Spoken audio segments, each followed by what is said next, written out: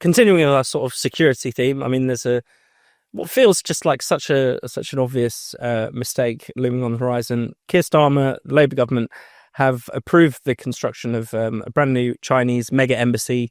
It will be the largest in Europe. Of course, the problem is not that China having an embassy; it already does. But its location, the design of the building, there are just so many red flags about it. I mean, it's located right next to the Wapping telephone exchange, which is where extremely sensitive information is travelling through cables from the City of London to Canary Wharf, as well as ordinary people's emails and things like that. It has scores of basement rooms with redacted plans, and it does sound almost, like something out of some sort of spy novel. And yet it has been given the green light by the government. Seemingly they believe that they can mitigate or ignore or downplay the risks of this. Tom, what have you made of it? Again, it's one of those decisions that if you explain it to someone for 30 seconds, they'll be wondering why the hell was this ever mooted, let alone agreed to in the first place. You don't have to be someone who's sort of spoiling for some sort of conflict with China to recognise that this doesn't make any sense whatsoever. The obvious security issues are there and plain for all to see, particularly the question of the secret rooms and so on. The fact that there is already pretty substantial reports of the way in which the CCP are kind of operating kind of secret police stations across various Western European countries, snatching Hong Kong activists and so on and so forth. All of this stuff is out there. And it seems like the political class just seems to swing violently between either over-the-top hostility or complete acquiescence where it relates to China, and that is not necessarily particularly useful. But I suppose going back to the theme that we've already been talking about, it's also from the perspective of a Labour government that doesn't really know what to do. So they invested a lot of effort in a sort of new charm offensive with China. The idea that increasing economic ties, the potential for more Chinese investment would be, if not the silver bullet, then something which would help spur growth in a otherwise anemic atmosphere for economic growth. So again, failing to kind of sort out economic questions domestically, they then find themselves over a barrel in relation to an issue like this. So again, it's something, there's a fair amount of blame to be shared on both sides. These plans didn't emerge entirely out of nowhere. I mean, even the fact that the Royal Mint is being handed over to a foreign government, the old Royal Mint is being handed over to a foreign government, seems to me bizarre, like in so many different respects. But once again, a product of a tremendous lack of foresight and just confusion on the part of this government. Yeah, and it's worth saying it's not as if there haven't been, warnings from others. The local council opposes it, which usually is enough to end a project there and then. Even Sadiq Khan, not known for his common sense, has warned against it. All of our allies have warned against it. And yet, for some reason, this seems to be the only building project in the United Kingdom right now that's been given the green light. Or maybe the NIMBYs will stop it. They might prove to be the only force powerful enough to halt the CCP in its tracks. But Jacob, what have you made of the whole saga?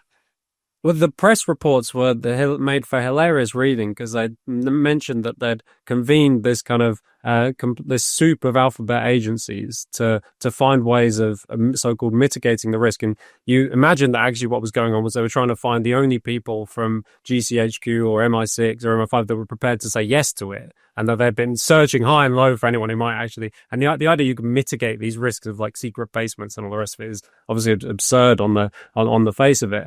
But a play here is something that's a deeper trend, which is very much kind of in line with the things we've been discussing so far, which is that in the kind of era of increasing American relative decline and the absolute decline of European powers, China is looming as an increasingly attractive or even just sometimes useful kind of a foreign power that maybe occasionally European powers will try and balance off against America. It's not just happening in Britain. There's huge swathes of Chinese investment.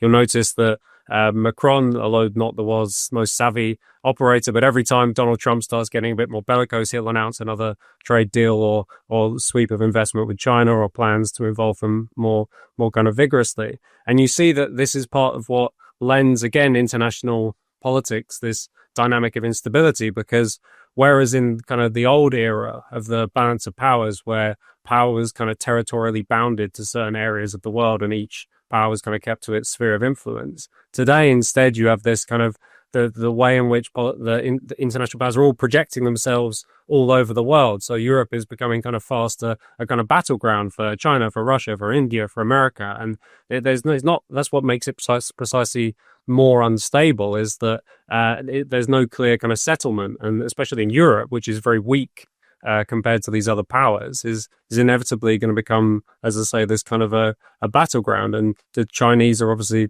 at the moment playing a very sensible game, especially when you try and compare them to, say, the policies of, or the strangeness of Donald Trump, which is just waiting, investing, and capturing. And that was actually one of the kind of frustrating things about the whole Greenland affair, was that if you think that there are some shared ideals that bind the Western world together, or at least could bind the Western world together, you had this insane patch of infighting that was just a massive distraction. And you imagined, as the arguments were going on over Greenland, China was quietly buying up another series of important national industries across the globe. And the West seems so divided internally that it's not ready or not really capable of dealing with this newfound threat from China.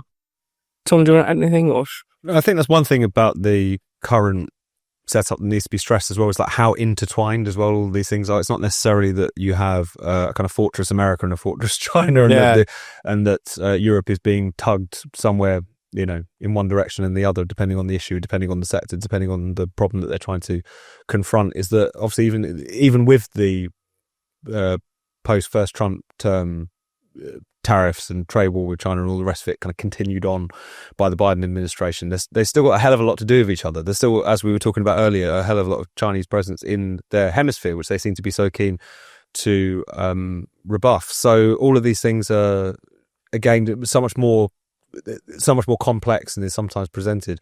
And it does just come back to where Europe is concerned, the fact that so many of these issues are exaggerated or brought to a head because of that tremendous weakness which has been allowed to build up, and that until that is dealt with, then Europe is going to constantly be knocking itself from kind of one international crisis to another. It's fascinating that in recent years the question of European strategic autonomy has become something which everyone from Emmanuel Macron to Viktor Orban agree on, and yet particularly if you're talking about the Western European powers, they are still seemingly unwilling to break with their various orthodoxies, whether that's in relation to greenism or what have you, that would actually create the conditions that would allow for a Europe that was both economically stronger but also potentially much more militarily stronger. So it's the pennies dropped to a certain extent, particularly amongst the Western European technocratic class, that they're in a new era that they need to find a new path through. But at the same time, one Mark Carney speech notwithstanding,